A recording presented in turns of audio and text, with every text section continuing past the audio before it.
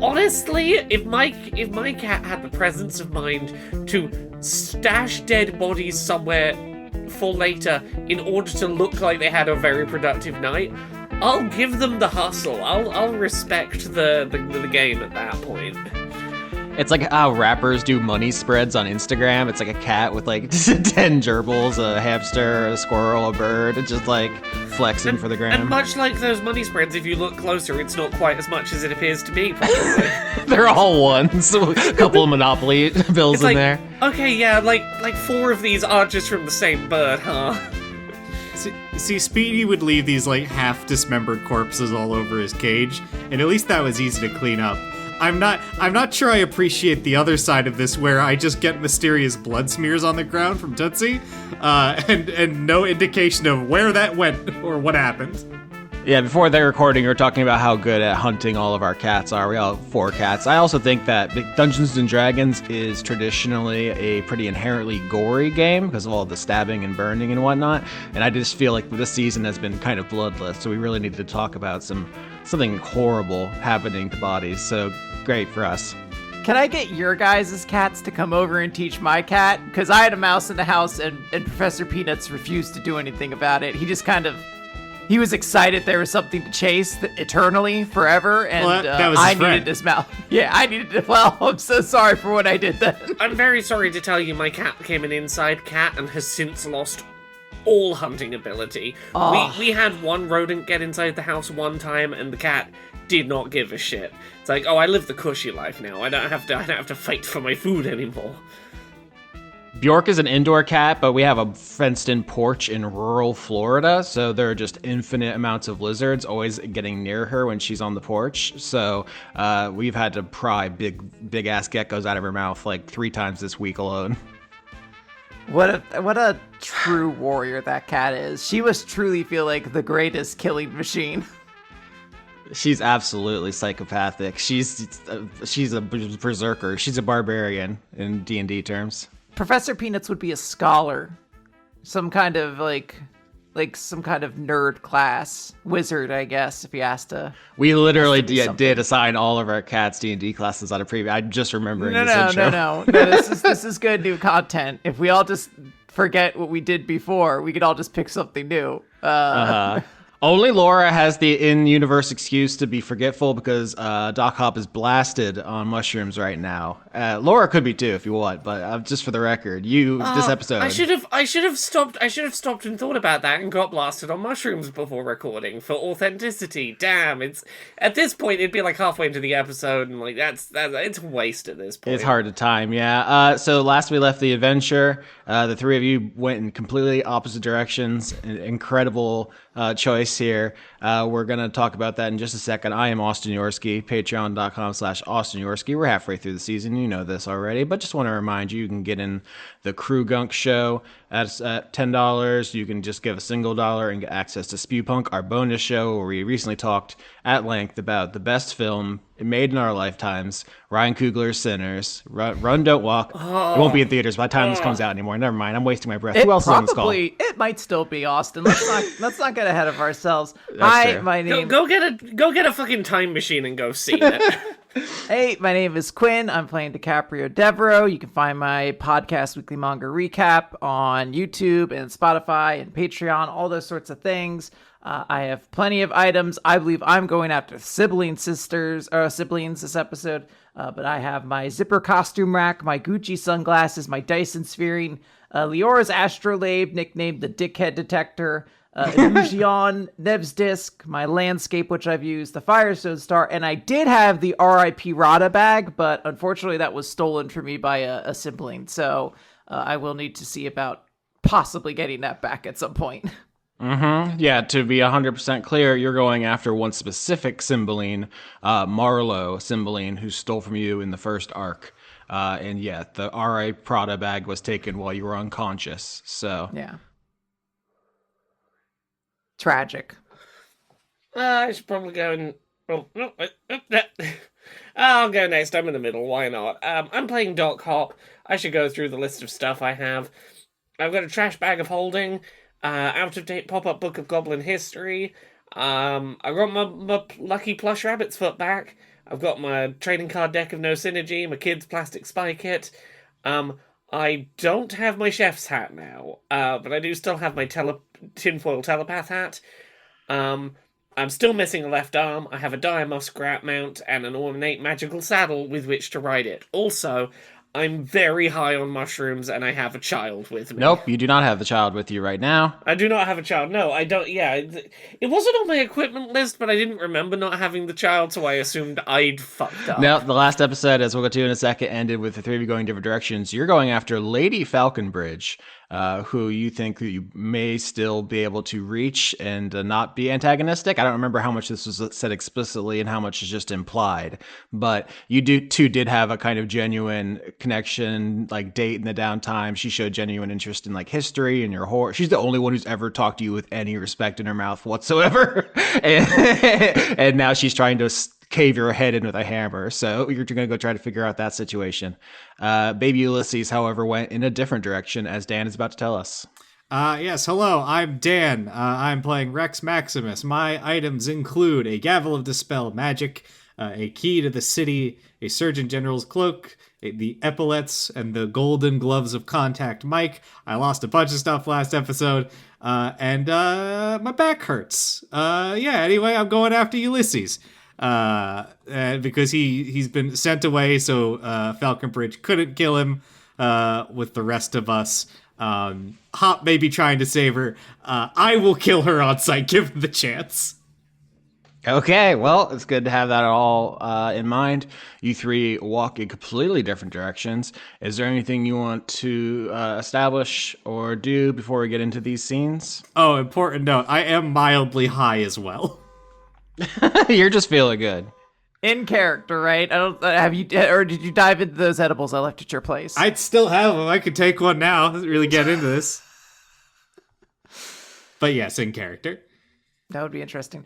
I guess I do want to establish, because I imagine there might be some concern about why DiCaprio is leaving her two siblings, who are like visibly, I believe, getting high and intoxicated by the mushroom spores behind. But I do believe she also just heard or just sort of discovered that both of them are dating her exes. So I think there might be a small level for the like, they'll probably be fine. And then she's kind of letting it go there because she's just a little annoyed. You literally don't remember the one that I'm into's name. How pissed off can you be? Enough to, I guess, be a little bitchy about it, I guess. Yeah, enough that, like, when it turns out that, like, I die because you left me alone, abandoned, high, in the middle of nowhere, you're gonna feel a little bad about it. I'd like to hope so, but I think she's of the mind, like, they know how to take care of themselves. I think it's only because she actually respects Hop and Rex this much that she is willing to do this. But she probably should show more concern that she's not right now because she's just in her own head about things. Look, if it makes you feel any better, you can date one of Rex's flings. I'm gonna have to. We're running out of named NPCs for me to date now. It's fine. You can start dating Gertrude. She's Is this an episode of Wife Swap? What's happening? This is like a relationship musical chairs. Like a fucking Mad Hatter popped in and just shouted change places. And we all have to change significant others. Wow, you're all really getting into elite mindset. I like the role-playing dragons, because there's a difference between abandoning your sibling who's a gnome with 1 HP and abandoning your sibling who is an adult dragon. So different psychologically. I guess is also like an aspect of it, like, oh yeah, our small folk forms are kind of fucked up, but at any time we could just become a dragon if we get really sick of the shit. Let's start with DiCaprio Devereaux. You are following the dickhead detector in a specific direction. The light has been the same since you got here, a kind of dusky twilight that really emphasizes the looming mushrooms above you. The ground underneath you is interesting. The texture of the like dirt and rocks and stuff is very exaggerated and large, very unusual as you kind of stumble in this direction. Are there any rolls you want to make as you go? You are alone, so there's no one for you to talk to. Although, you do hear the insistent whispers that have been here since you got here. In every direction, no matter where you go, it seems like there are always whispers around you that you cannot make out. Yeah, I thought when you stopped for a moment, you were going to tell me, like, I mean, you can't talk to anybody, but you can always think about the coin. You can. I think we might have rolled for it at the end of the last thing, and you barely resisted the urge to rip it out of the trash bag, but you did. Yeah. One thing I do want to establish before I roll anything is I'm going to cast the spell Mage Armor, because if I am going to attempt to stay in my small folk form, I need some level of defense right now. I have so little HP. Truly, like an angry toddler could take DiCaprio Devereaux out right now. So I'm going to give myself a little bit more protection. And I guess, what do I use to, like, sort of intuit the dickhead detector to try to, like, zero me in on this thing? So the dickhead detector gives you the correct direction, but I guess survival to know if that's going to be like, if you ever tried to follow a map marker in an open world game and it just sends you to an unclimbable ledge and you're like, oh, actually you need to go somewhere else completely and go through a series of tunnels on the other side of the map. Yeah. All right. Give me a sec. I'm trying to think of what the worst offender for that ever was, where it's just like, oh, this indicator is fucking useless. Dying Light 2 sucked pretty bad. I mean, in Skyrim Oblivion, you just go over the mountain manually. You force through. I do remember hopping up Morrowind mountains at different points in time. I got a 10 for survival. All right, 10's average, so nothing bad happens to you, but you do find a couple of times where you're suddenly going up a hill and that you think, oh, I probably should have went around this. Whatever, it'll add a couple minutes to my journey. Not a big deal. Around you, you see the kind of mushrooms you were by before, the Devil's Tooth mushrooms, which I think I told you all after the call. Of the mushrooms you could have went by, that was probably the best one. They are completely safe. They just taste bad. Unlike one of the other ones, which was a Destroying Angel. I don't know how much about mushrooms you know about, but irretrievably, fatally toxic. Even half of a cap will turn your liver into liquid, I think in a couple hours. So good thing you didn't fight near those ones. That would have been fun. Up ahead, you see what you think are kind of tall building-like white structures, but as you get closer, you see there are a different type of mushroom towering over you. These ones appear to, around the gills, have long, almost bridal veil structures that surround the stems. I know this one. Can I do a nature check to see if I know about these? Absolutely. And I am going to use my Gucci sunglasses to give me proficiency in nature, because that seems useful to use in this environment. Dan just sent me the scientific name of this mushroom on a private chat. He's all, you're doing capoeira in the background of every scene you're not in. I was for a period of time going to buy just an encyclopedia of New Jersey mushrooms. So hell yeah. Mushrooms are one of those things where I'm like, there's a 30% chance I might know what mushroom you're talking about. Maybe. I know some mushrooms. What, Laura, just because the deadliest one looks identical to a safe one, you think it's not a cool hobby? Yeah, it's pretty fun. I rolled an 11. All right, so with these mushrooms scattered around the trail in front of you, you think probably that there's no immediate danger. They're not going to like jump out and attack you or anything, but you don't have any particularly useful information. I will just say that the air is thick with these spores as you pass through them, and they probably are affecting you in some way, unless you take some kind of measure to not be affected by mushrooms. With an 11, all I can tell you is mushroom stuff's happening. You aren't just suddenly going to drop dead, but you do need to make a proactive measure if you want to. Can you describe that mushroom one more time? Yeah, I can actually just drop an image in here if you all would like. It's a boop. Yeah. A veiled lady, or stinkhorn, as Dan said. These are kind of white mushrooms, but they have an inexplicable structure that surrounds them. It looks like almost like a white dress. It's beautiful, like a fashionista would have. That said, can I just use my vortex warp ability from my Dyson sphering to like teleport myself past where these mushrooms are? Yeah, you can jump ahead a bit. I will say, can I get a Constitution saving throw when you do that? Yeah, give me a second. I need to. No, it's not good. I thought it was higher. I wanted to believe it was a higher bonus than it was. 17 though. Yeah, 17 is great. You teleport up ahead using your earring, bypassing a bunch of the spores that could have gotten you, and the 17, whatever ones you may have ingested, are no match for your powerful draconic immune system.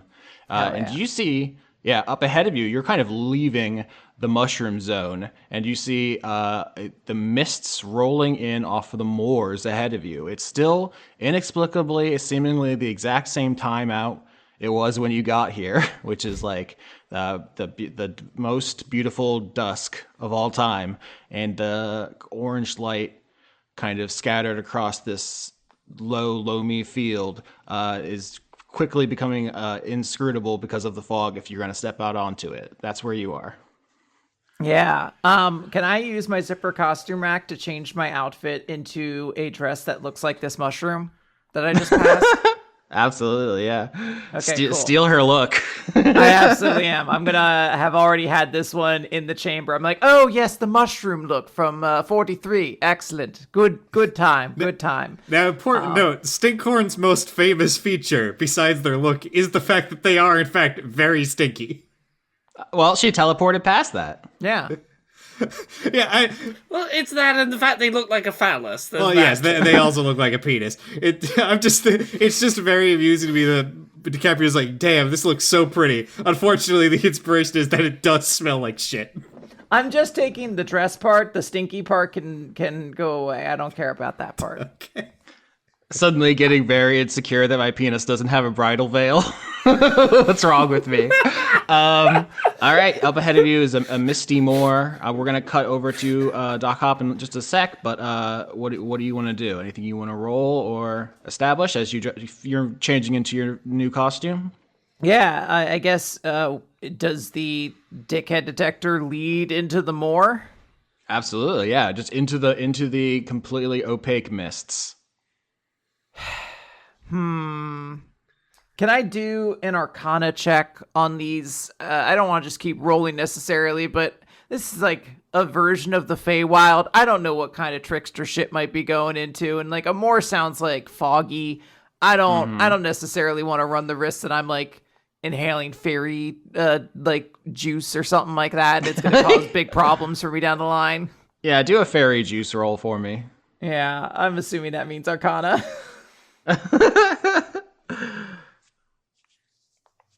An 8. You're wheezing that juice. I can't get enough of that juice. Yeah, I will say we talked a little bit about this last episode. The Feywild was once a parallel dimension. It was like an echo of the prime material plane, so just like the same but different. But that has been shattered. The whole cosmology of traditional Forgotten Realms exploded in our setting, and so this is like a fragment, and it's basically impossible for you to know what the effects of that are. The rules could be completely different from fragment to fragment for all you know with an 8. And so it seems like you're just going to wander out into the fog, kind of helter-skelter, pell-mell. I mean, I'm going to put my hand over my mouth and keep myself vigilant. But yeah, I mean, otherwise, I got to find these stupid siblings and figure some things out. So, in I go. All right. DiCaprio Devereaux wanders into the fog, which seems to eagerly swallow you up, and you are plunged into inky darkness. Doc Hop, hello. Hey. Pupils the size of dinner plates.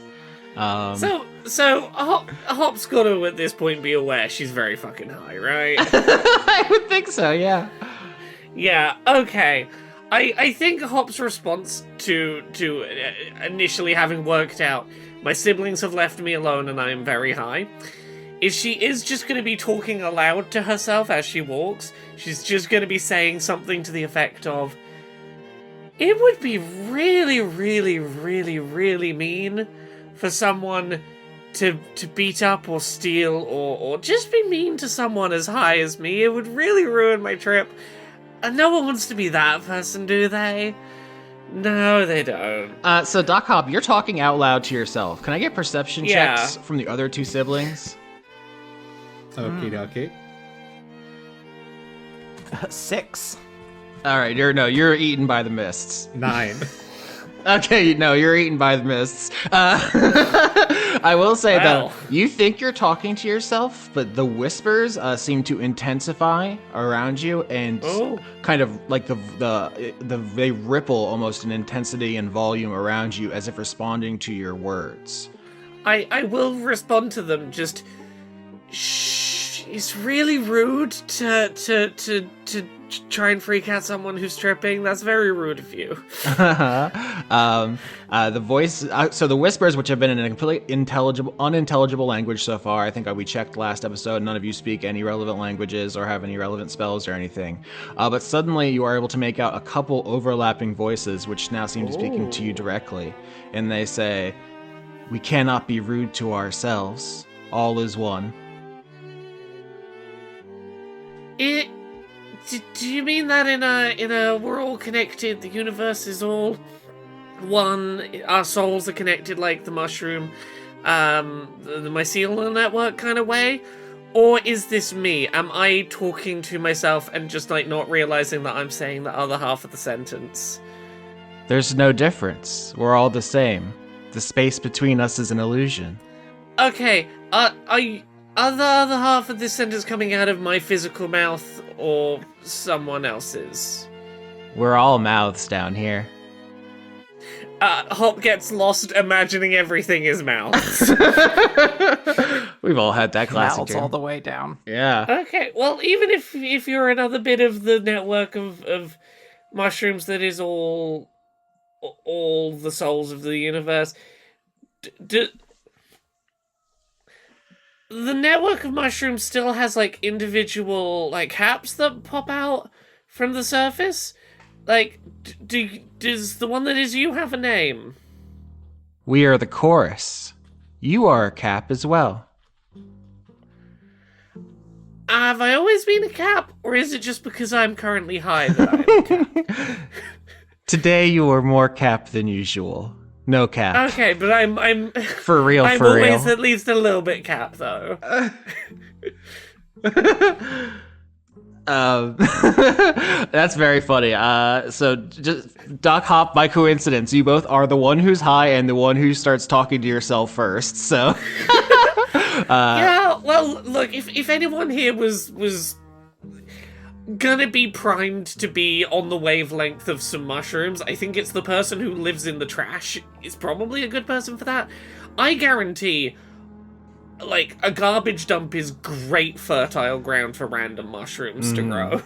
yeah. So now every time you catch a whisper from the dark around you, the subtitles on the screen are, instead of it saying brackets mysterious voice, it just says capital C chorus as the person talking to you. For whatever that means. You do know as you're walking, though, you leave the Devil's Tooth mushroom area and you find yourself in a kind of wooded forest with a lot of rotten, dead trees, which are overgrown with orangish yellow mushrooms. These are all like flat discs that kind of grow in piles, almost like pancakes is the thing that comes to mind. Okay, hey, chorus, I feel safe telling you this. Holy shit, 'Cause- sorry, 'cause Laura. we- Dan immediately called the exact species of mushroom. What the fuck? I know some mushrooms, which means that the one that you're gonna throw at me, I'm not gonna know. You're a bastard, sorry. Hop says to the chorus, we're all of the same. We're all mushrooms here. We're all mushrooms here, yeah. We're all mushrooms here. You got my back, right? You wouldn't want me, a fellow mushroom, to get hurt or injured, right? Death and decay are a natural part of the process. You'll change, but you'll always be part of us. Yeah, but like, I'm enjoying this bit currently. And I'm also very high. Could you do me a favor and like have my back so that I can because like I get the cycle and I will become the mulch that will become the mushrooms. But like I'm liking the bit where I can move around currently. Uh-huh. Yeah. And you are... There's a lot more of you and a lot more focused of you than me. Can you do me a solid and have my back? Yeah, roll persuasion to get to talk to all the fungi around you. We have a cool show. Okay. You're a lot more optimistic than me, Laura. I remember Resident Evil 7. I don't trust these fungus. I'm gonna use my lucky rabbit's foot to try and get better than a 9 on that. I got a 10. 10 is average, so I'll just say the chorus responds. This is, once again, just tens of thousands of disembodied whispers all around you in languages you don't speak, but every once in a while one rises in volume and is understandable in at least one of your languages, and it's not always the same one. It's just as if this complex system is sending out, meaning in every direction, and you catch some of it, and it says to you that the person you're looking for is ahead, but we cannot promise you safety. They could kill you. You could kill them. That's okay. That's okay. In that case, can I just ask you one question then? If you're not gonna, if you can't have them back. You already know the answer inside you, but we will reveal it to you. Yeah. Well, can you? I get that this is when you talk to a little rubber duck to help you know the answer. Do I/we know what these mushrooms are and if they are compatible with me being alive? Oh, that's a great question. I think with a 10, they say there's no difference between being alive and being dead. You can join them or they'll join you. Eat or be eaten. Yeah, but if I don't want to join them yet, is that compatible with me moving through them? You've already joined them. The past and future are illusions. Everything's already happened. Just enjoy the ride. Yes, but I like having legs, though. Austin, if we're all the same, clearly Laura knows what I know, because we're the same person. Uh-huh. I already lost my arm. I'm not in the mood to lose my legs yet. This is fun. If Rex had done better on the perception check, maybe you would hear some of this conversation in the spores and be able to help. But right, Nope. Yeah. So I'll just say that the chorus is not as helpful as you would like, given these roles. But it doesn't seem actively antagonistic. Nah, fuck it. Alp is going to do her very best to carefully walk through this mushroom field, not disturbing any of these mushrooms. She is very high though, so I don't know how well that's gonna go. She thinks she's got better control of herself than she does right now. Yeah, roll me a stealth to tiptoe through the mushrooms. What's funny is Google is completely unusable now. Just all this AI shit is completely fucking busted. And I was looking at mushrooms to match them with your characters earlier, and it just told me straight up there's a fake mushroom. It was just yeah, there's absolutely this kind of cool thing. And I looked it up. I was like, no, you made that up. That's just not a real guy. Can I tell you my favorite Google's unusable now story that I saw? Absolutely. It was someone asking whether Angelina Jolie was in the movie Heat. But they said, is Angelina Jolie in Heat? Oh my god. Google returned the response, that typically refers to animals, so no, Angelina Jolie's probably not in Heat. That's now one of the top autofills on Google. If you type is Angelina, it'll fill in Heat. 5 for stealth. I'm not very stealthy. But no, I'm debating redoing the. No, let's let the bad roll. You were tiptoeing around these stumps covered in the orangish yellow pancake-like mushrooms, as Dan sent me in a private DM, the chicken of the woods, and you stomp on a big pile by accident. And these are fine. I can just cook these up into fake steak. They're lovely. Yep, the delicious meat alternative does no damage to you. But yeah. you do get, messy boots. My friends once saw a huge one of these, and they went and took a canoe out in order to go get it. Hell yeah. Kayaked to go get a big chicken in the woods. I was looking at pictures of the biggest mushrooms, because there's some that are miles large, but they're never that visually interesting because they're always half part of the earth. Yeah, you are going to stumble out of this mushroom patch undamaged and introduced to Chorus. And you see up ahead a kind of hill, and on top of the hill is a shimmering light. That appears... While this is going on, I am munching some of that chicken of the woods, and it is the greatest thing I've ever tasted. Wow. People talk about munchies on weed all the time. You don't hear a lot about mushroom munchies. Mushroom munchies are a problem. Not that I would know, obviously. No, don't listen to me, cops. Foods get way drier in your mouth than you think they're going to. I know a lot of people have nausea too, which I guess would make it not an appetizing thing. That usually doesn't happen to me or my friend Austin. I think they're great. I imagine. No cops listening. Never done a crime. All right, so you're at the end of the mushrooms, and you see up ahead a hill going up, and at the top there's like a shining light that obscures the top of the hill. That seems strange. What do you want to do about that? I politely ask the bright light to dim. It's quite harsh on my eyes. Do you mind turning the light down a bit? All right, yeah. You talk to the light, and you hear the whispers of Chorus around you say, "We cannot dim the light of the Fae. It's all that's left of the old magic." That sounds like it would be beautiful to look directly into. Okay, I'm heading that way. I want to look directly at magic itself. That sounds like the best thing to put in there. All right, so coded behavior. So look, if you ever met a person on mushrooms, they're basically a moth. All right, so DiCaprio Devereaux, your first scene ends with you delving into the mist, being lost to the fog on the moors. Doc Hop, you walk into a bright light, intent on staring directly into it with your hubcap-sized pupils, and you disappear into light. And now, Rex Maximus, how are you? I could be worse. I got like 8 health. I'm only mildly high right now, and I have to go find a baby before it gets interminably high or eat something that'll kill it. So, yep, you know which direction he ran off in, but that's it. Yeah, I think the only thing Rex could do in this situation is fucking pull up his boots and just kind of like try to muscle through. I think his plan here is just to try to barrel through the woods as fast as he can, and I guess hold his breath to try to, just like muscle his way, to brute force to the baby. Hell yeah. Athletics. One of the less commonly used skills on this show because everyone wants to be careful and thoughtful. But if you just Barry Sanders your way.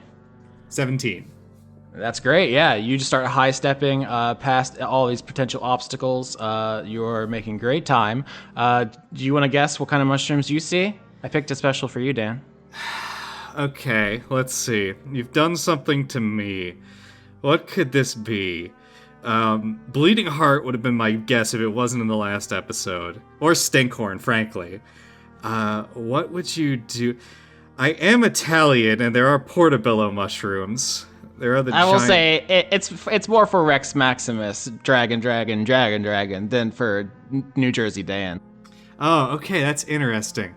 Now, you've referenced the fact that I have used dragon as many times. I don't know a draconic mushroom, personally. Does Dan's mushroom have like a really like dark top to it? It's pretty dark. Okay. Give me some identifying details, Austin. Let me see if I can pull this one out. It's just the fattest, thickest mushroom of all time. Just it's a chode. It's a complete and total chode, in every way. I don't know. I said it was gonna happen. I wouldn't know what this one was. It is the king oyster. Yeah, it is. Ah, there you go. Just a thick boy, kind of whitish near the bottom, and then a darker cap, nearly rectangular in chunkiness and girth. And they're all around you as you go tearing down like you're at the NFL Combine, and you're making great time. Is there anything else you want to do or say? Let's see. I mean, yeah, his main goal right now is find baby, obtain child. We've all been in one of those kind of relationships. Yeah. Yeah, fuck it, he'll eat a mushroom. He's just running, grabbing, and eating as he's high step jogging. It's like those marathon runners grabbing cups of water, except mushrooms. Okay, yeah, Constitution saving throw. Ah, fuck. 9. That's not great. Yeah, I mean, king oysters are not poisonous. They are, in fact, edible raw or cooked. But, you should probably, while you're doing long distance running, not be just eating random stuff you found in the woods. Might give yourself a little bit of a tummy ache. I will say that you're making a lot of noise as you're going running through the forest. You are also hearing the whispers. You don't know what they are, like Doc Hop does now, but they're all around you. And you are also pretty aware of other things in the shadows that are following your progress. Not just the whispers, but now physical things which are drawn to the sound of an extremely muscular man running at top speed. Yeah, I mean, Rex is not stealthy. Does he get the sense that what's following him is, like, predatory at this point? Yeah, I think insight? Sure. Mm-hmm. Okay, that's +2. 20. 20's great. Sir, you are being hunted. Yeah, absolutely. It's coming for you. Okay. What would I have to do if this is like a predator coming to kill me? What would I have to do to just heal, pivot, unload fire breath? Yeah, I think with 20, you're being hunted. You know something's coming after you. If you want to take the initiative of setting a trap, that is just rolling initiative, just entering combat and going first. Yeah, actually, I think I know what Rex would do. He would try to head towards like a really thick patch of spores, so that right when it would be crossing through it, he just wants to try to ignite it like a a dust bomb. Perfect. Yeah, we don't need to roll initiative because if you're taking this opportunity, you're just going first as a large shadowy shape lumbers out into your trap, and you shoot your fire. I need to make a dex save as you flavor blast me. Yep. Let's see who has attacked you. I will tell you now, it is the strongest animal in the world. Oh, it's a rhinoceros beetle. It is the size of a monster truck as it comes out from behind the trees it was chasing you around. You are human size. It is so, as you almost certainly know, Dan, you're very smart. Rhinoceros beetles can lift 800 times their body weight, making them the strongest animals on Earth, and that is when they are the size of a human fist. So this is Gravedigger, and here he is. So I'm gonna roll dexterity, very bad because of his size. 9, I fail, and so you hit him with the fire breath as he lunges towards you. I did 3 damage. I did probably one of the worst possible rolls I could do, but damage is damage. Laura has said in the chat, "Rind monstrous truck," and then you have put what seems to be Palatina from Kid Icarus riding a mechanical beetle. That is Alariel the Everqueen. I assume she's around and also about to kick my ass. You do not see anybody riding the beetle. It seems like this beetle's on its own. It's very territorial, these things are. I'm sure you've seen the beetles throwing each other here and there as part of their, territory defending behavior. It's trying to do that to you. So you hit for 3. Your fire seemingly ineffective against its shiny carapace, and it is going to try to hit you with its horn. 21, that's a crit. My God. All right, yep, I mean, that hits. Only 4 damage as you are hit back. This beetle is very large, but it's not a trained assassin. It's just an animal, and so it hits you with its horn, backs up, and starts scuttling around you, like circling you like a sumo wrestler. Okay, I do realize, however, with that +1, I think it can only hit me if it gets an 18 or above. So I like these odds. All right. This is crazy. So yeah, I'll take this fight. Yeah, Rex is gonna fucking attack it. 1d20 +2, because I'm using Draconic Rush. Or sorry, this is plus. Okay, so you're a strong, +5. muscular human man. There's this. That's not right. beetle towering over you. It tries to ram a horn through your body, and you say, I like these odds. Yeah. 22 and 15. 22 hits. Okie dokie. So that's going to be... Yeah, I think it hits Rex. That does 5 damage. It hits Rex with a really good blow, and Rex realizes that while it managed to hit him, it's not as strong as it looks, at least by his standards. So he's willing to claim this territory as his own, so to speak. Okay. Yeah, you're being battered by this beetle. It's pushing you up. But once again, what seems to be like a small branch in the grand scheme of the forest is like actually to you like a mighty tree blocking your path. The way the size scales work out here, and the rhinoceros is going to try to slam you into it. 19. Okay, that'll hit. Like I said, 18 or above, that'll do it. 3 damage as it rams you again, trying to lift you off the ground with its horn. Okay, let's give this another shot. 19 and 16. 19 hits. 6 more damage. Ooh, yeah. You just straight up punch it in the face? I think Rex is trying to basically meet it at the same way it's trying to do to him. He's trying to rip it off the ground and throw it, and it's probably starting to dislocate some of its legs as it grips the ground. I think we're both pretty close to being defeated. It does have survival instincts. It doesn't have, an ideology or a god to fight for. Can you actually roll me intimidation here? Sure. 19. Ooh, 19's really good. Yeah, so when you put up an even fight, it realizes instinctively, even if it beats you, it will be very wounded, and that is a death sentence in a competitive ecosystem. So it kind of scuttles backwards a little bit, as if to give you room to concede or escape or something. With 19, like you have proven too dangerous to bother trying to kill outright.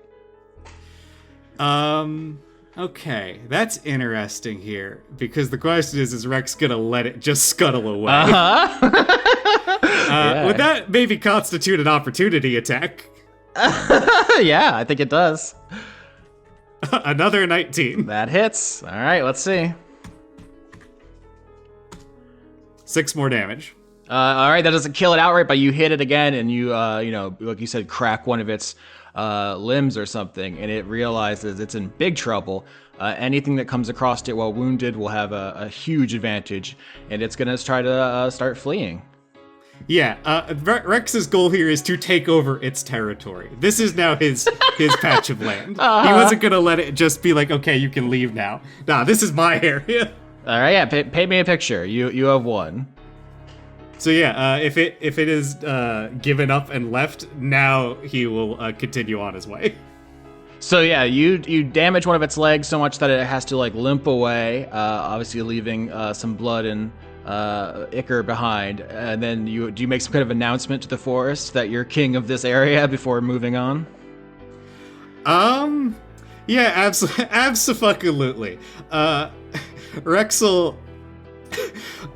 He's gonna fucking predator. He's scooping up the blood and ichor and just smearing it across his face. It's got 2 lines under his eyes, like Rambo. And he just kind of, I don't think he's saying words because there's no one around to talk to. He just kind of roars triumphantly, and then goes, "All right, now where's that baby at?" Yep, you march on with the roar. You definitely hear the whispers kind of react to it, almost in fear, receding away from the sound. And as you march on, you see the king oyster mushroom patch coming to an end. And ahead of you, you see what appears to be old stone structures, obviously old and abandoned, overgrown with moss and kudzu. It appears to be, there's some kind of structure here once, maybe thousands of years ago, but now it is just low-lying stones. Mm-hmm. I'm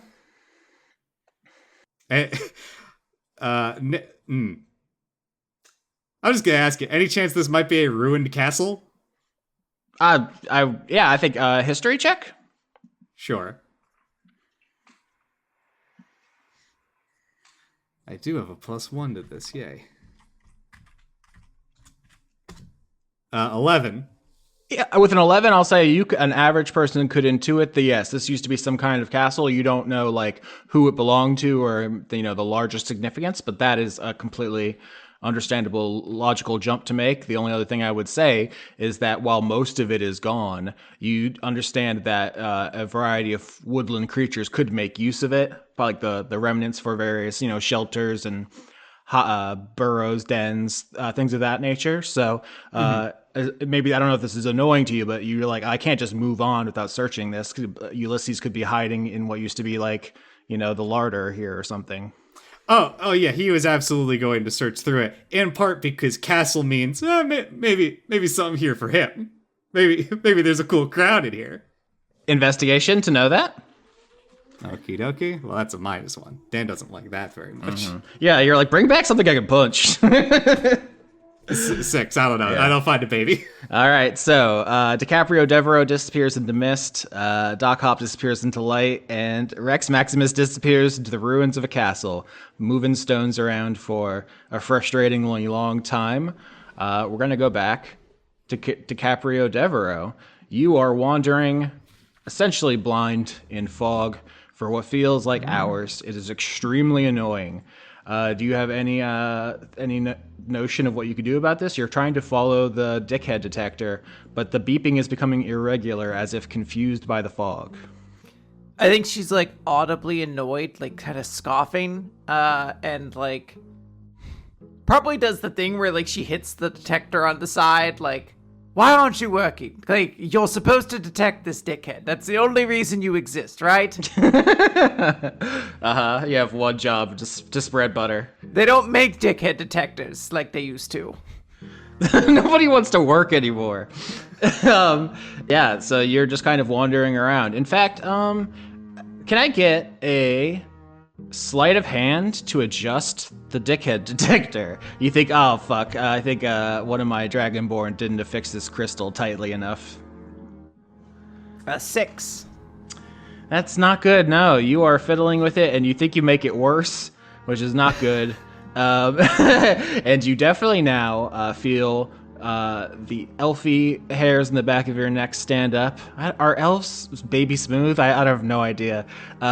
Something is in the mist with you. You're absolutely sure.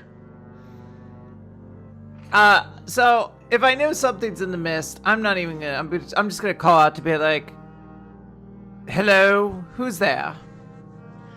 All right, you start talking out loud, and you hear the whispers, which are in every direction constantly, moving in and out of your perception in languages you've never even heard before, until you do catch just a snatch of meaning for one of them, which tells you to beware the lights in the mist. Oh, and what are the lights? The parts of us that were not recycled back into life and death. Does this have anything to do with one of those, Numenons? No, this is just the old magics preserving the spirits of the dead. Ah. And who is it I'm speaking to? We are the chorus. Ah, of course. Well, no, not chorus. We got jokes. Indeed. Just because we're a bunch of. God damn it, Dan. Yeah. Dan just sent me exactly what's happening. You fucking dick. I can't believe you've done this to me. Thank you for having the the kindness not to put it in the group chat where Quinn could see it. She'll get it. She'll get it soon enough.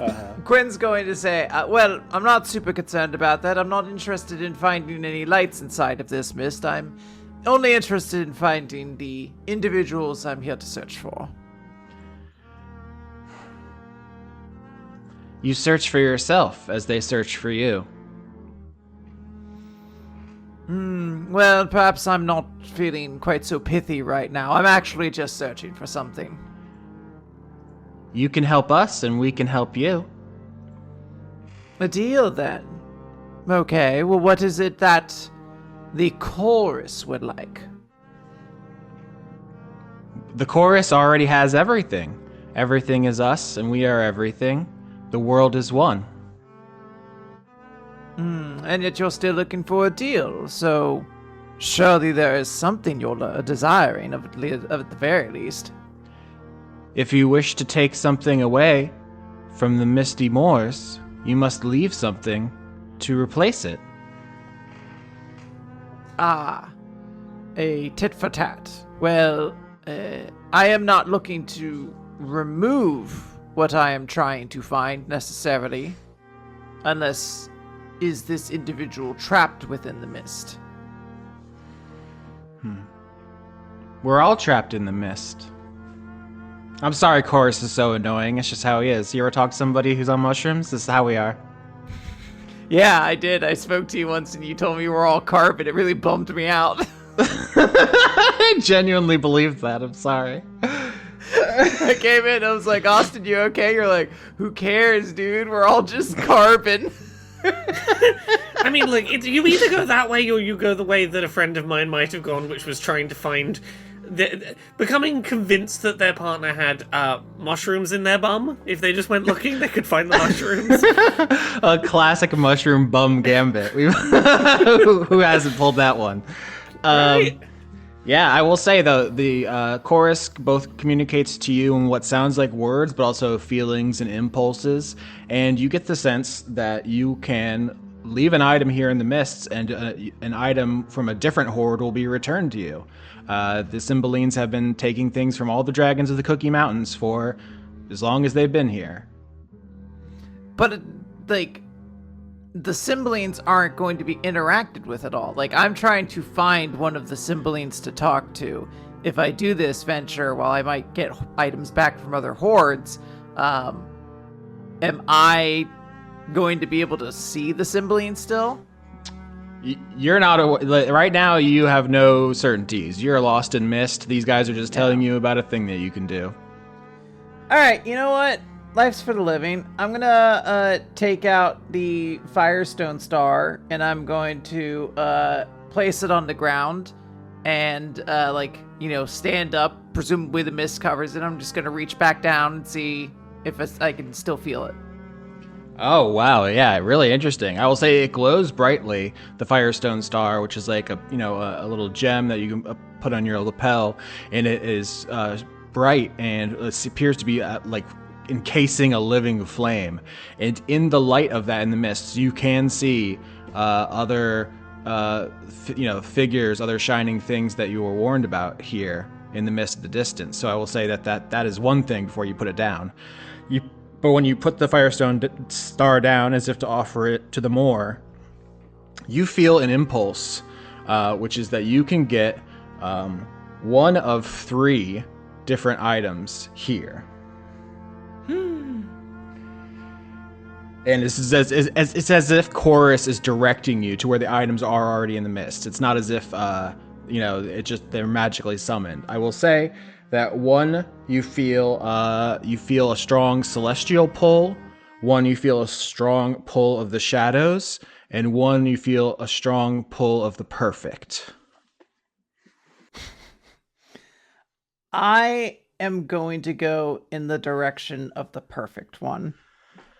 All right. This is, I don't think this is any surprise to you, Quinn, but you've sensed this many times. This is a magic, unquestionably related to your mother, who collects perfect things. And you find, nestled in the grass here, a tiny pearl.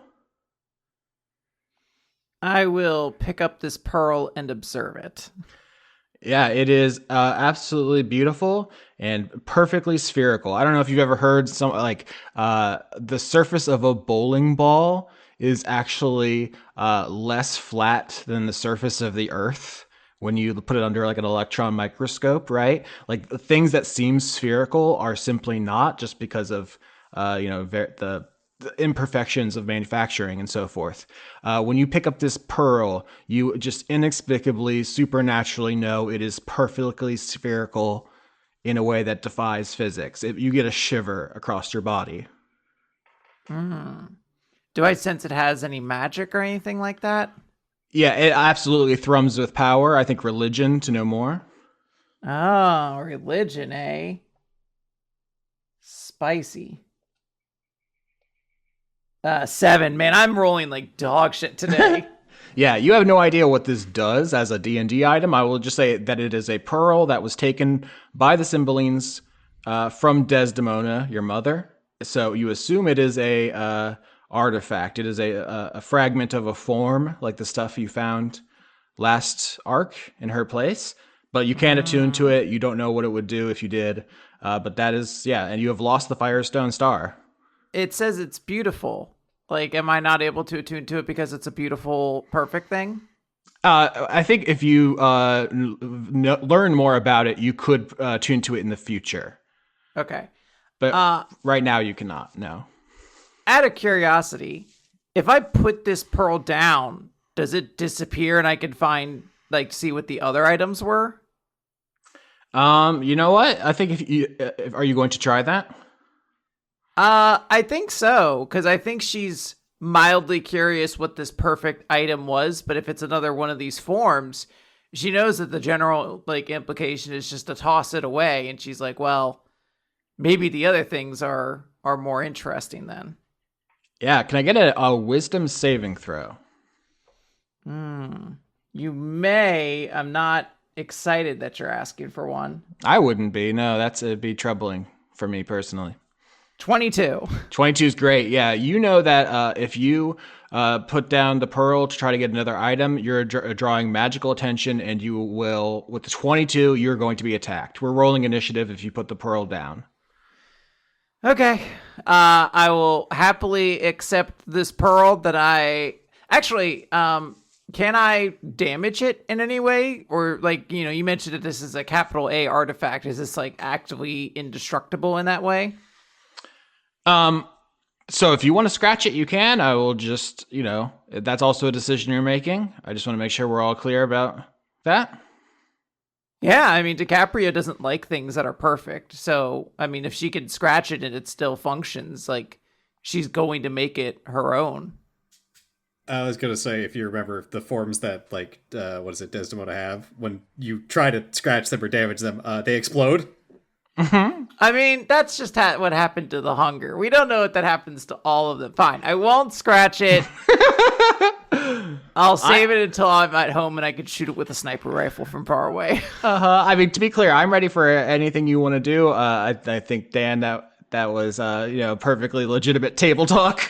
You're reminding a previous, a fellow player of the mechanics, but however you want to handle that. I will say, there's something in the mist. It is coming for you if you do not leave. You can continue to play with the mist mechanic if you want, or we can go to Doc Hop. I mean, I'm going to see what the dickhead detector says. Does it say the Cymbeline is still in this mist? No, I think after you trade the Firestone Star for the perfect pearl, you have to walk in the direction where it feels like it is, and then the dickhead detector lights up. The beeping and whirring continues in a certain direction, and there's this moment where you're like, do I scratch the pearl? Do I try to trade it? Oh God, something's coming for me. Do I stay? Do I go? And if you're gonna go, you can run out of the mists right now. Yeah. I don't know if I want to run out of the mist. That seems like I'm a coward. Can I strut out of the mists? Can I, like, power walk out of the mists? Yeah. Still with your stinkhorn dress. It's the fog is so thick that it feels like actively relieving to walk out of it. It like peels off your face like a mask as you kind of stumble onto the less misty part of this heath. And you find yourself at a tiny shimmering pond. And that is where we're going to cut over to Doc Hop. Yeah, me and the light that there was a warning not to go near. Yeah, you walked. But I know none of that. You climbed up this small hill that's going up and up and up, and there's this bright light, and you walk into it, and it's like total oblivion. You're completely surrounded in white light, and you can't see anything, and you blink against it, feeling quite dizzy from the psilocybin, presumably in your bloodstream. And you find If I close my eyes, does the fact that I can see light through my eyelids do anything fun for the mushrooms? yeah, it's a really interesting experience. All the veins and stuff on your eyelids, dancing and twinkling. It's incredible. But you keep walking until you feel the light on your face a little less bright, and you're able to squint through it to see that you have come up not just on top of a hill, but through a tunnel to above ground. You were not just in a fragment of the Feywild, but the Feydark, the underground part of the Feywild, and you have now emerged into the overground, and you see the moon hanging above you, bright and shining. You see birds for the first time since you've been here, flying. You are still very tiny compared to the trees and bugs around you and so forth, but the revelation is that you were underground this whole time. Oh. This is a series of things that you don't usually associate being one after another. Bright light, then the moon, then birds. Hop isn't entirely convinced this is real, but is rolling with it. Mm-hmm. The chorus says, "So much has been lost of our home, but it is still very beautiful." Yeah, you're not wrong. You're not wrong. Everything is beautiful. The spoiled carcass, the burst fruit, the dying light. Oh, we would. You know what? I think we're gonna get along. Stuff that people don't typically think of as beautiful is beautiful. Heck yeah. Yeah, you're making a connection with chorus. Can I get let's see, what kind of roll here? We already did persuasion. Can I maybe just a charisma save? Okay. Crit, 25. Wowie zowie. Okay, Laura, you can help me paint me this picture, but you have become so one with chorus at this point, but you can kind of sense things through their network of sensory organs, basically. For a moment, you are part of the mushroom network. It makes sense. All I needed to realize that was like all of this being alive and being dead are the same thing talk is essentially like trash is the same as treasure. It's, perspective doesn't change the position in the cycle and the value of the thing. I get it. I'm going to give you a similar offer that I gave to Quinn, but because you crit, you do not have to offer an item to the Cymbalines. You can just, using the mushroom senses, stumble upon one of the items stashed here. In your nearby vicinity, there is something that was stolen from Enobarbus, something that was stolen from Lady Falconbridge, and something that was stolen from Orlando. And they are all three of them in this area. You can pick one before your connection to the mushroom fades a little bit, and you will lose the other two. I think it's gonna be Falconbridge. Wow, fuck dad, I guess. That most likely very scared animal stuck in the Feywild. Yeah, but like, if I'm gonna try and get back on good terms with Falconbridge, being like, hey, the mushrooms helped me find your lost shit, is probably a good starting place for that. Mm-hmm. You see, as you come up onto the surface of this fragment of the Feywild, it's almost like a beautiful, steamy jungle with the moon hanging high above you. You find what you hear from the mushroom network essentially is a low argument, and you come crashing through the underbrush, and you see two small humanoids. They look very similar to your goblins, but just a little bit different in body posture, and they are wearing conical red hats, and they appear to be fighting over a sword that is inexplicably shaped like a question mark. Yeah, the riddle saber, I see. So this is something that was stolen from Lady Falconbridge, who collects celebrity memorabilia. And as Laura has just said, this is the riddle sword of the Riddle Pope, a very famous person. Yeah, and there's just these tiny little guys in little red hats fighting over it. Yep, two little red-hatted goblinoids of some sort, and I don't. You speak Goblin, so I think you probably can actually understand them as they, shout, "Give it to me! I saw it first! I'll kill you! I'll rip your guts out! You blackguard! I'll eat your face!" Hey, you two? I'm powerful and high. I wouldn't want to mess with me right now because my levels of self-control and restraint are not what they could be. All right, roll intimidation. I'll say the two goblins are arguing over the riddle sword. If you haven't seen this sword before, I think, Laura, you dropped a picture once of a Doctor Who guy who has a question mark. Was it a question mark umbrella? Something like that, yeah. Or that you found the question mark sword in a museum. There's a real one. Oh, I found like a scimitar thing that looked remarkably question markish. 17 to intimidate. Oh wow, that's really good. Yeah, the two creatures, which are red caps, as Dan just put in the chat. This time, nope, that's still the private chat. I thought maybe you do this. Have you put it in the public chat? Yeah. You did. Red cap. They say to each other in Goblin, "Dragons can't be here. Something must be going on. Let's cheese it." And with a 17, the two red caps run off, leaving the riddle sword behind. I'm picking up that sword. I'm bringing a please like me again gift. Yeah, you pick it up. It is surprisingly heavy for what you understand is a kind of ceremonial cult leader's sword. Hop picks this sword up and is going to have a solid 30 or 40 seconds of looking at this physical prop question mark in her hand and feeling like she's holding manifest her own confusion about the object. And that's a bit of a recursive loop to go down. The more confused she feels about the sword, the more it feels like the sword is like, yeah, right, I know. Back at her. Getting fascinated by a sword and spending half your trip staring at it. I'm sure I was gonna say something I did on a trip once that was like this, but it's too embarrassing. I'll never live it down. I gotta keep more things to myself. I stare at a sword for 30 minutes when I'm not high, so this is pretty standard. Yeah, what are you, sword? I don't know. What am I? You're mesmerized by the sword for some time. You don't know how much time passes.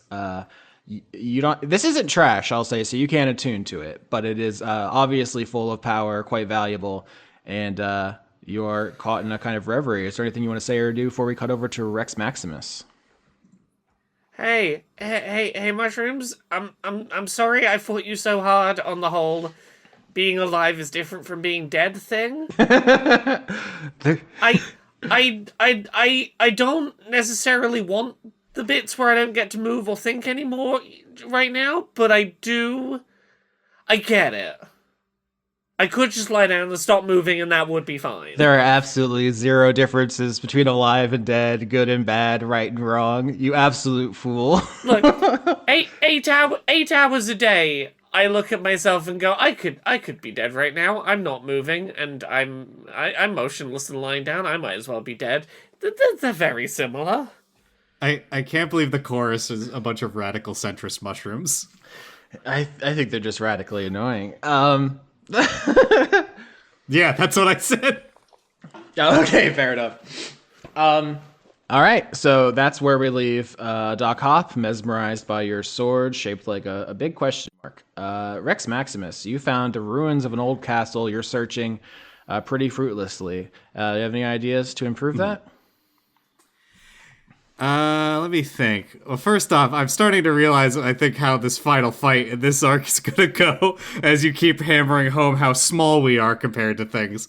I have a suspicion that something isn't gonna be correspondingly small, but we'll get to that when we get to it. Oh my god. Something I'd like to establish, if possible, can Rex have collected some of those king oyster mushrooms to just carry with him? Yes, I believe you are referring to a mechanic last mentioned at the end of the Andronicus arc, which is if you bring the celestial dragon Andronicus a exciting new flavor, he will give you a +1 stat cookie, the only way to improve your ability scores this season. Yes. and I don't think I'm going to find a better option than mushrooms from the Feywild currently. So that's what I'm going for. Oh, I should have kept my chicken of the woods. There are a lot of exotic hors d'oeuvres at Desdemona's party that no one took, and I gave you a lot of mushroom chances this time. It's going to get more obscure with Yeah, every but I arc. was high and they were there to be eaten, so... I think in my head at Desdemona's party, I was like, well, if she has it there and it's not like it's just in the Cookie Mountains, surely Andronicus has this already. And I just psyched myself out of it at that point. And there is something to be said about three siblings showing up to this party and stuffing their pockets full of hors d'oeuvres. Something awesome. Okay. Here's the problem with Rex trying to do anything different here. He doesn't have anything that doesn't involve hitting stuff. I think the only thing I can do is I have an ability called Hoard Hauler that just doubles my, carrying capacity. Mm-hmm. Can I just start picking things up to see what's under it that might not normally be picked up? Absolutely, yeah. Can I actually get a strength saving throw? Sure. 12.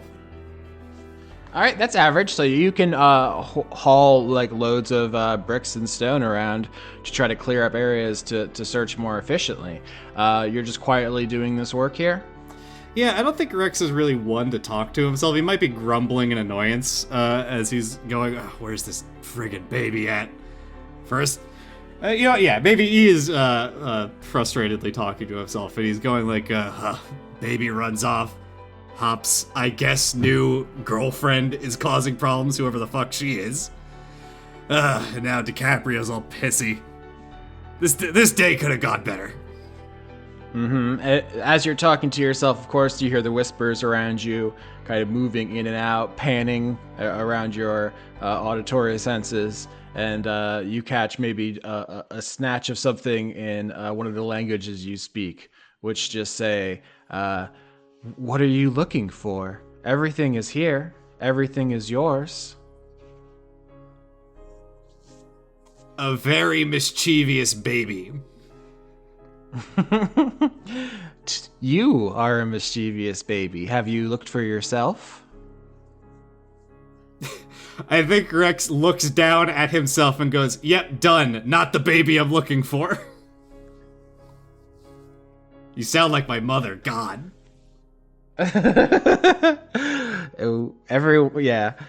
Everything alive has to have existed to bring you into existence. We are all your mother.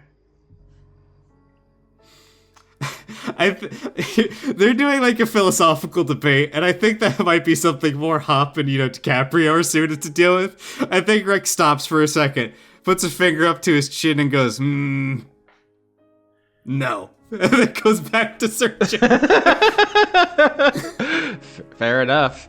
Can I get, let's see here, a different kind of roll?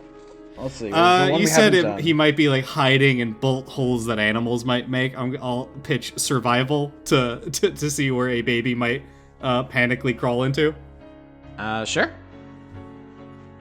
5. Yep, I don't know where this baby is. Oh no, you hate to see a 5. I know a 5 hates to see me coming. You fail. And so you just spend an inordinate amount of times searching this castle, pulling it apart, smashing down anything that could hide Ulysses. Can I get one more roll here from you? A Constitution saving throw. Okay, at least I have that as a better skill. Hey, great, wonderful. This day's going wonderful. It's not good, no. This is the story of season 12. Rex Maximus, it's in your bad die. You tire yourself out. You're hauling stuff all day. You're putting in an honest day's of construction labor, and you are eventually going to take an exhaustion. So I don't know if we talked about that this season. Exhaustion is a mechanic you get that stacks, and there are increasingly bad effects of that until you die. Level 1 of exhaustion, I believe, is disadvantage on skill checks. Oh, yeah, that's gonna go great. All right, yeah, I mean, that happens. And Rex just... I think Rex goes to, very frustratedly smash a brick with his hand, remembers that he can't just do that anymore without his ring, and then just gets even angrier. Yeah, that's good.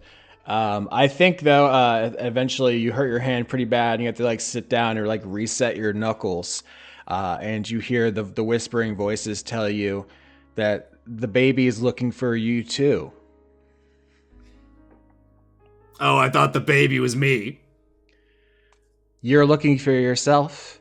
The baby's looking for you. The baby's looking for itself. We're all looking. What about blind people? Checkmate, I win. Where's the prize? Everyone, life is just a way for the universe to experience itself. We are sensory organs for existence. Where's the baby? If you're gonna be cute about it, you might as well help me. Yeah, I will say that you sense, that the chorus is not like lying to you, not deliberately trying to frustrate or manipulate you. It is telling you the truth as it knows it. But then it says something slightly ominous, which is, the baby's looking for you and for itself, and it's found us, and we have found it. I think Rex gets up and kind of rolls his shoulders, trying to pop them, get back into fighting form. Maybe does like a couple, shadow box hops in place to loosen himself up, and says, "I don't really care about whatever philosophy bent you're peddling right now. I'm gonna make this real simple. Hurt the kid, I burn this world to the ground." Then you may as well start burning. Pain is inevitable. Everything is suffering. And yours is gonna be a lot worse. We will thank you for the new experience. You won't ever experience anything again. This won't be a wildfire you grow back from stronger. There will be nothing but ash. All right, Rex Maximus reaching an antagonistic point with the chorus that Doc Hop has completely befriended, so that's interesting. I will say, with your roles and so forth, Rex Maximus, you don't know what to do here at the castle. You don't think you're going to find anything particularly, but you have you've thrown a gauntlet down to the chorus vis-a-vis Ulysses, so something is about to happen there. Yeah, Rex's standpoint right now is that he's about to say kind of like fuck it to the small folk side of this mission if that kid is in danger, and he will just, like, if he sees that, they're going to hurt this child, he will just turn into a red dragon to burn this place down if he needs to. I think because you are basically mind melded with these things, and what they do is they show you just get a couple flashing images of the different mushrooms that you've seen throughout this arc. You see the devil's tooth mushrooms, you see the destroying angels, the king oysters, but now they have humanoid features. They're mushroom people, myconids, and they're marching towards you from every direction, like a zombie horde. When you start saying, "Oh, I'm going to burn you all down, there's going to be nothing left, I'll destroy the cycle of life and death," they're like, "Oh yeah, army."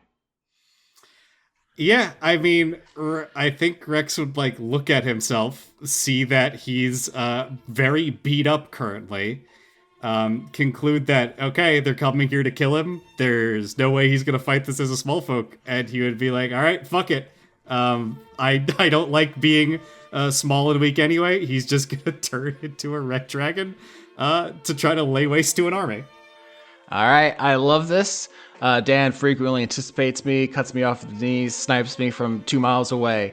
As you attempt to turn into an adult red dragon, your arms elongate, your skin turns a brighter shade of red, all your joints pop out, you're transforming, twisting, enlarging, and then there's a a strange, cold, vacuuming sensation as you are ripped backwards, as if pulled by a bungee cord.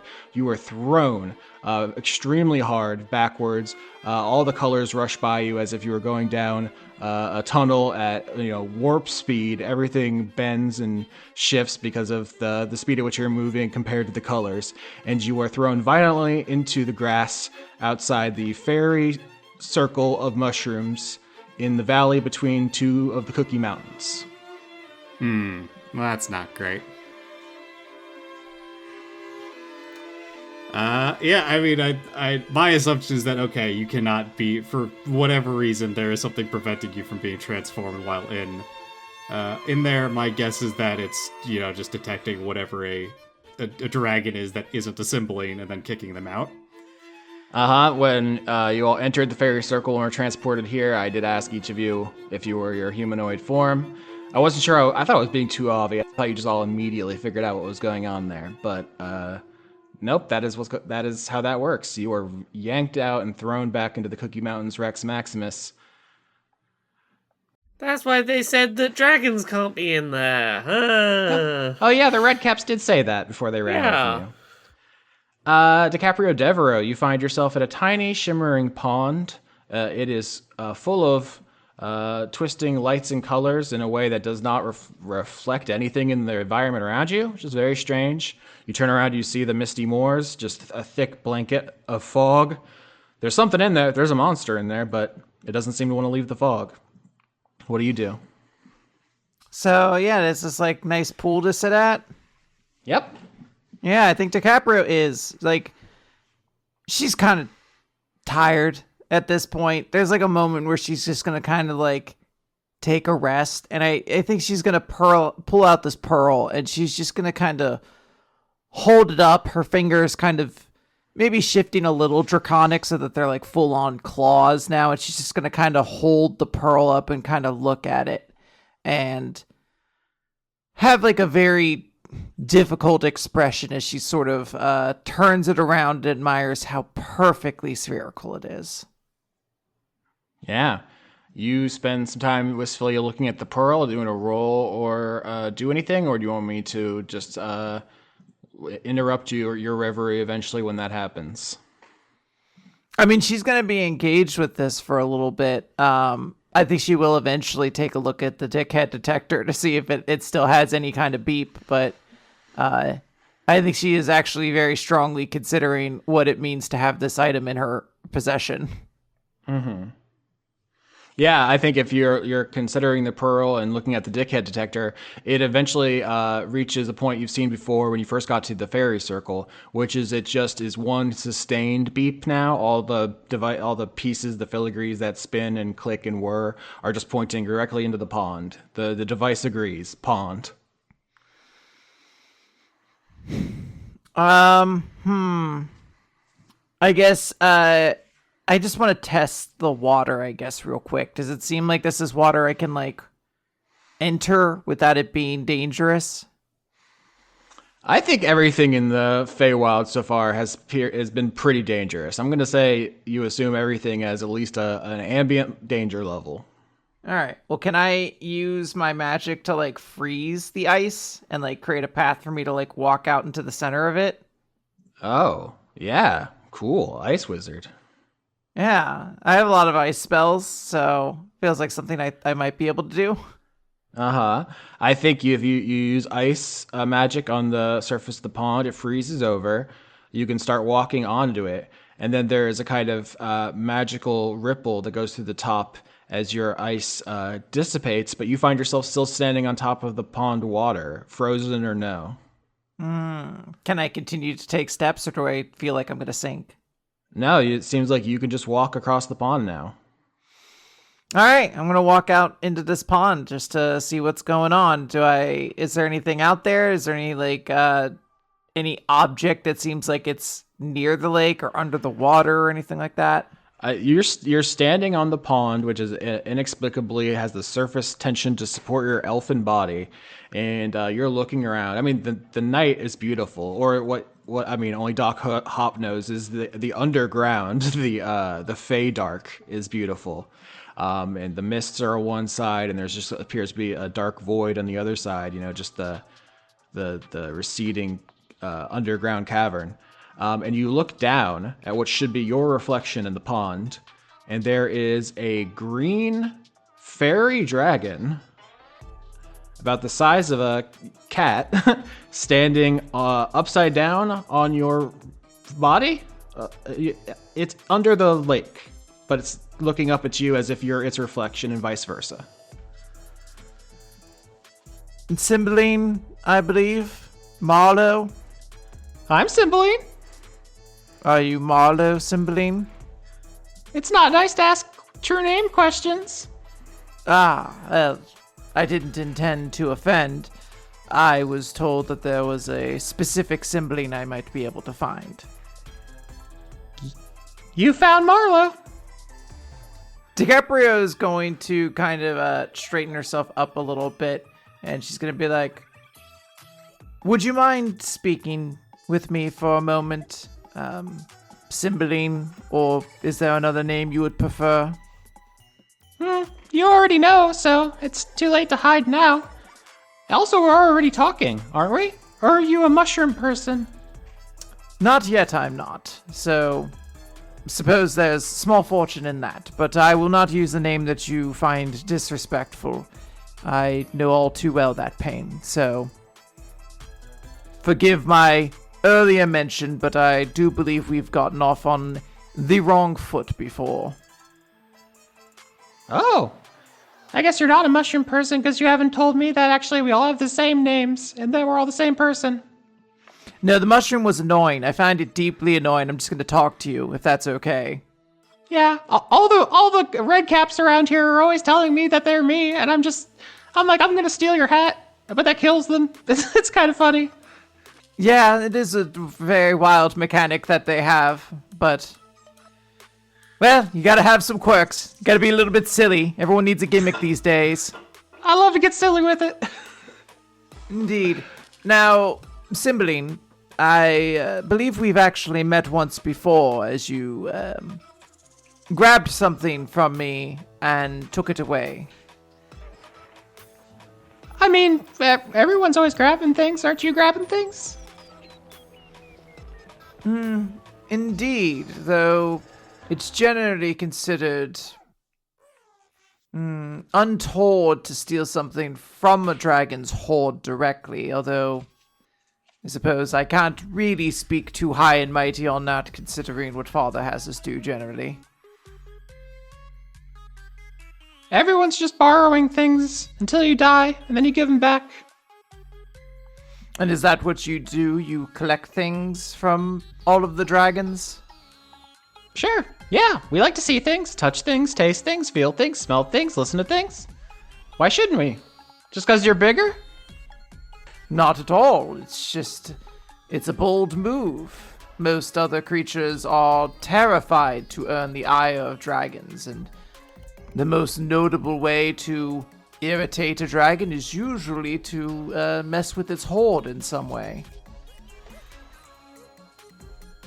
We're not scared. We know what you're really like. Everyone else is scared of you because they just see the paintings and they hear the stories, but we see you and your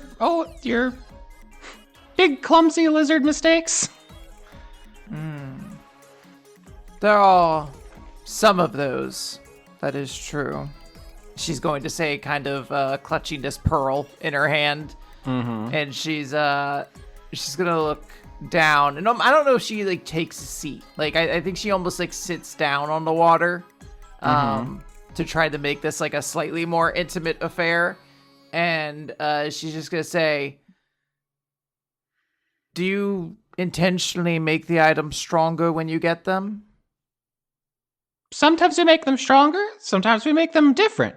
Sometimes we make them bigger, sometimes we make them smaller.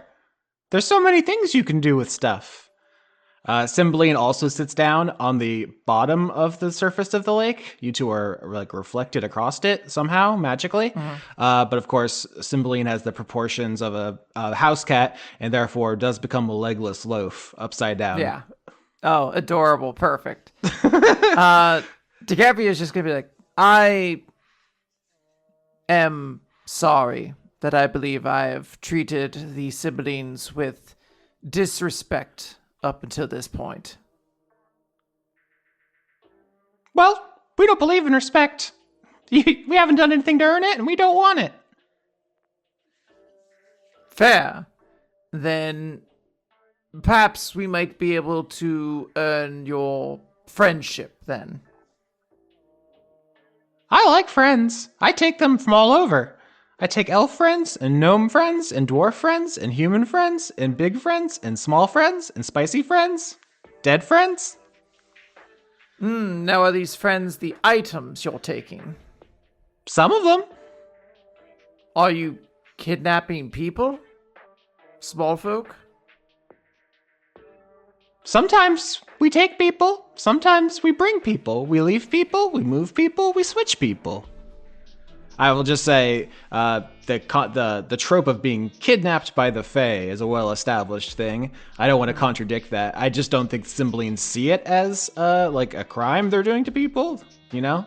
Yeah. It's just like a thing from Western European mythology. Is sometimes the Fae will just like take people, especially babies, and that's just a thing they do. They don't. I mean, usually it's like that exists to basically explain autism. It's like, oh, you replaced my child with some fey being. It's like, no, they just got tism. Yeah, basically, the Cymbalines don't see anything wrong with giving people a little tism. It's all good to them. Is that a trade I could have made in the Feywild? Can I give them one of my magic items to get more autism? Tism maxing. Yeah. Why do you think I went on all those experimental vaccines during COVID? I've been tism maxing for a while. And that's why every week you win a new award and all the games are queer now. Yeah, exactly. You just gotta really max up on the tism.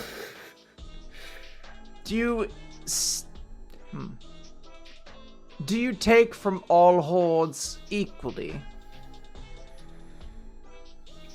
When I see something I want, I enjoy it. And when I think something should move, I move it. I don't think about it equally or anything like that. And there's no concern that you might earn the eye of a dragon you shouldn't? Nope. You're silly. I don't care about your silly. I have enough silly of my own.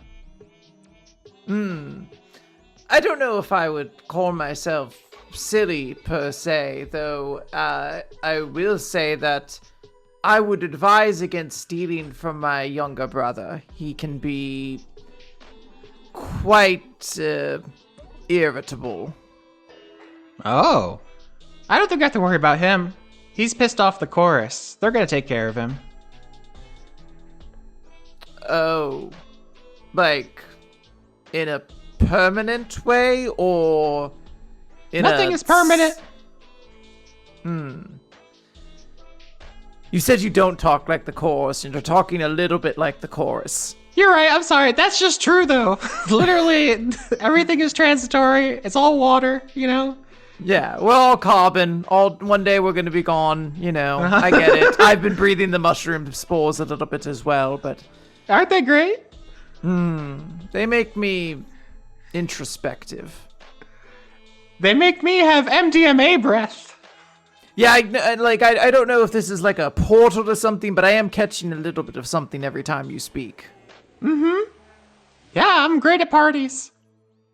I can only imagine. Do the Fae hold good parties? I assume they're quite chaotic. Or is that Fucking just ragers. They literally, I was at a party one time, and it went on for 14 years. Wow. That's almost as long as the parties I've had. Oh, okay, it's a competition now. It's just, we're very long-lived, darling. Sometimes you just take a millennia or two off and you just have a foray, you know? Uh-huh. I heard that you had zombies and succubi looking for me, so you're gonna put me in a mirror or something? That was an option, but fortunately an unnecessary one, and not one we have to consider. Although, I was wondering if you might be able to help me with something. If it's more fun than the mirror thing, I guess. Indeed. I'm looking for a claw, one that belonged to a time dragon. Oh, I'm sure we have something like that around here. There's a lot of Cymbalines. There's also a lot of non-Cymbaline fairy dragons. They have the monarch butterfly wings. That's a different family. Don't get them confused with us. Oh, is there like a feud or... No, they're just annoying in a different way. Oh. Well, fair. Everyone's annoying in their own way. I'm really curious about getting this claw, though, if I could. I need to obtain it, and I'm happy to trade for it if need be. Oh, yeah. Okay, that could be fun. I think... Oh, I know. What we want is for you all to leave and never come back. I mean, understandable. Is there any other conditions to it or anything along those lines, or just get to the claw and get the fuck out? That's it. I'll give you the claw right now if you leave and never come back. And there's nothing else you all are keeping here? Nothing that we should be concerned about? Nope. Just us Cymbalines. And the monarch butterfly family. Don't worry about them. They suck in a different way. Yeah, I'm gonna do an insight check. Wait, monarch butterfly? You've said a key word that applies to Rex. 3, unfortunately. Yeah, you have no fucking idea. There could be 10,000 Cymbalines here and 50,000 different fairy dragon families. As far as you know, this is just a land of mist and monsters, and it fucking sucks. So he says, I will give you the time dragon claw right here, right now. Then fuck off. DiCaprio's gonna say, assuming that I'm able to leave under my own terms and there's no shenanigans at play, I don't have any issue with that. To be honest, I believe we're here mostly to check your hoard, but I don't even understand if we can see your hoard. It's lost in all of this fayness. I hate when stuff gets lost in my fairness. Yeah, as we had that friend who was looking for mushrooms in someone else's I was gonna famous. say that. Hell yeah. We are all the chorus now. One brain cell. Marlo Cymbeline just says, I'll go get the claw, and then all you have to do is turn into a dragon, and you'll get sucked right out. No dragons allowed here. So you all identify that you're not quite dragons. No, I'm a Cymbeline.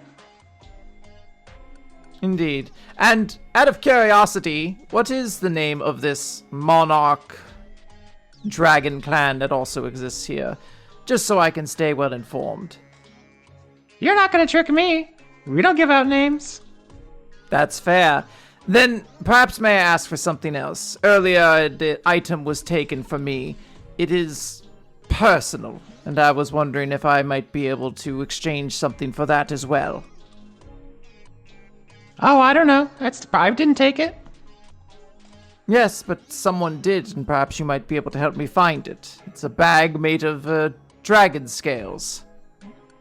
Nope, wasn't me. It was probably that other family. Ah, and what's their general location? I don't know. Thank you. You've been very helpful. Go get that claw. Oh man, I didn't mean to be helpful. I had to work on that, I'm sorry. If it helps, you haven't been very helpful, so...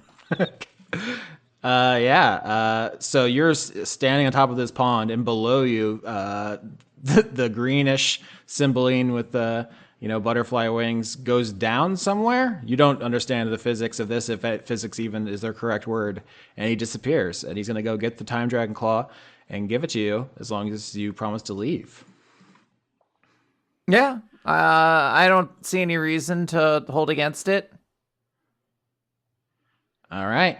Doc Hop, you have been mesmerized by the riddle sword of the Riddle Pope for what feels like 2 days. What are you up to? I'm gonna ask this out loud. Hop would have no way of knowing that this is going on at the moment, but I gotta get it out of my head. dragons can't be in here. There's a baby dragon that is in here, and seemingly hasn't been kicked out of here. Mm-hmm. There's probably an explanation for that, but I feel like I should say those words out loud in case they are relevant or important. Sure. Yeah, you don't know the method or what exactly is going on there. I will say that's a question that someone could ask or roll about at some point. Yeah. Baby small. Big baby dragon small. big. Mm-hmm. So for now, in attempting to continue to find Lady Falconbridge, I think my best approach for now is going to be to treat this sword like a magic 8-ball and hope that it points me the way to go. Mm-hmm. That's fun. I think you follow the gut sense you get from that. There's not really any role that is just kind of the trust how you feel about a hot blue tiefling, but that's the role that you crit on in your heart. Yeah. I ask myself a question and I let the question mark lead me to the answer. Mm-hmm. And so you are wandering around the above ground Feywild now. This is the much more brightly lit, less full of mushrooms and mist kind of area. It's a temperate forest. You see, large insects scuttling around, and occasionally a red cap running from you because your reputation has grown. Hop is going to look at her hands quite considerably and work out, am I shrinking, or is this just the shrooms making me think everything's big? In the distance, you can hear some kind of strange noise under the whispering all around you. Perception? Okay.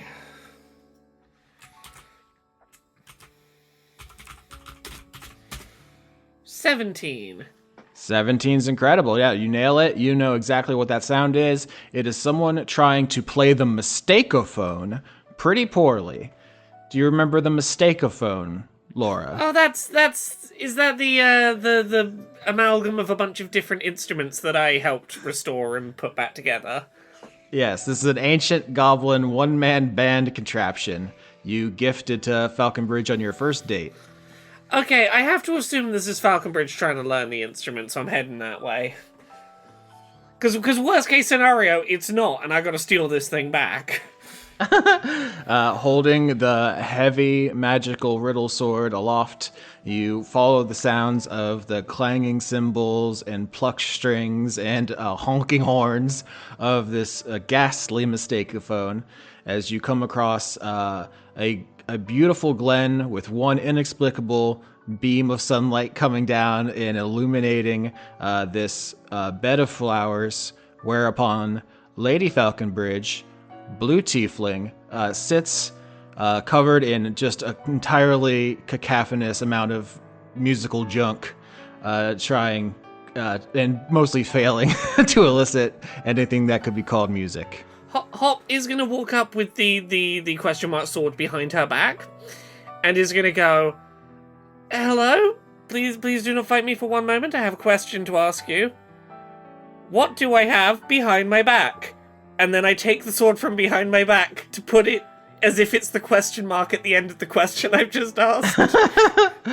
Yeah, Lady Falconbridge turns to look at you. She's once again wearing a very cutting-edge haute couture fashion outfit that doesn't make a lot of sense. It's like a non-Euclidean, like puff pastry dress you saw when you fought her.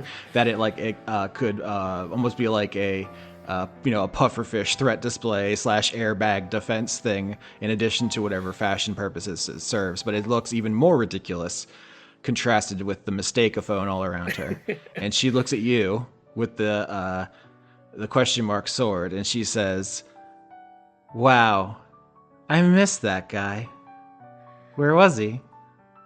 But that's the question. I gesture to the fact it's a question mark. I'm very amused by this. Uh-huh. I have a question for you. Yeah? Am I really that forgettable? No.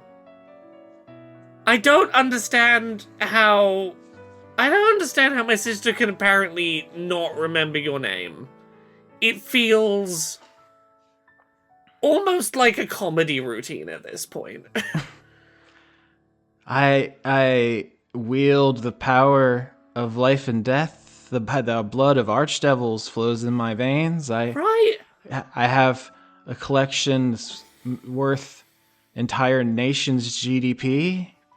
I'm the motherfucking Lady Falconbridge. I think that's memorable. Hence seeing this and going, I know who this will be. Whose this will be? A person who I remember and have associations to do with. What's her fucking problem?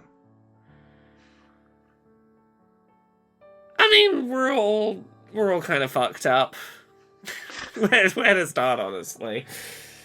I think it's the rocks. The rocks?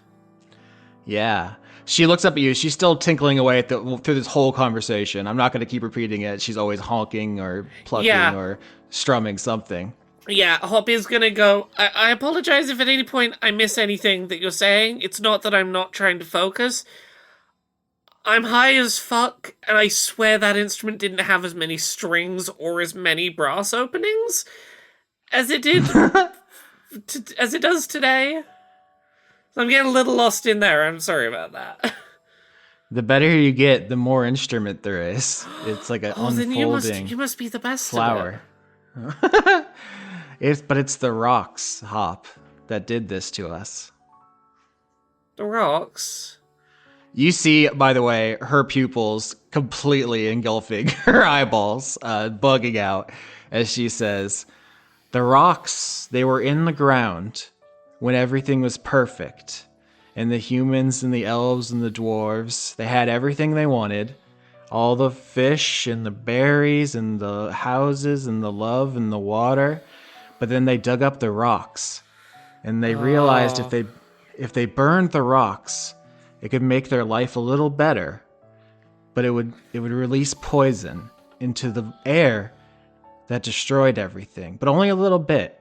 And so you could trade rocks for pleasure and kill the world. And everyone says, I'll just burn a little rock just for me. It's not that big of a deal. They just did it forever. It is, though. It is a big deal. Like, my whole thing is going through, let's face it, big pile of trash looking for the good stuff.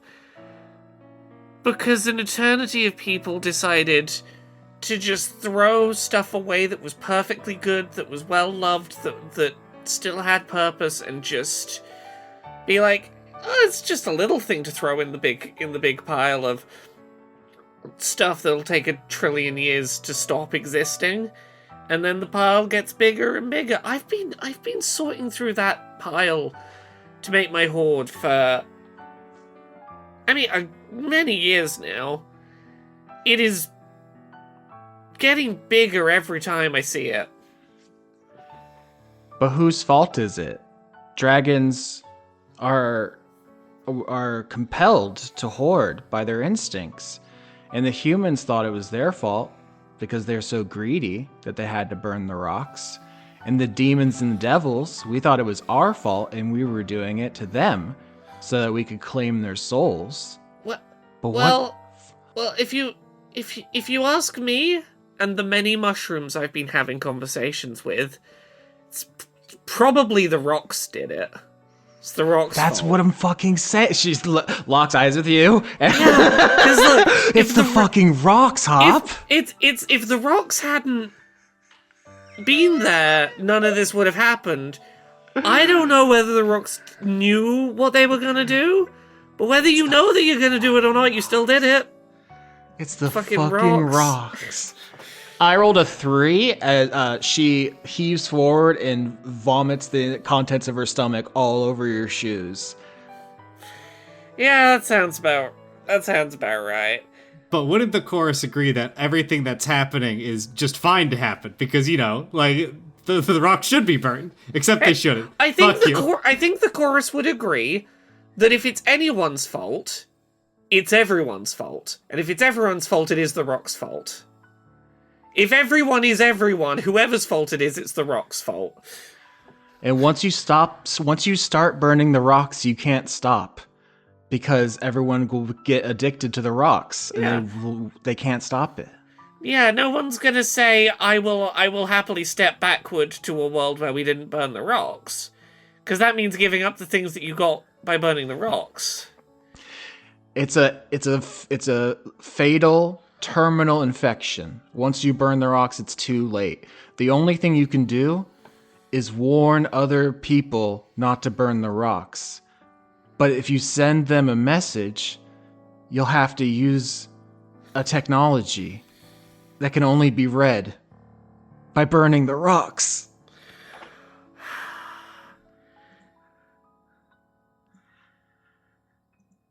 Hey, I'm sorry I pissed you off earlier.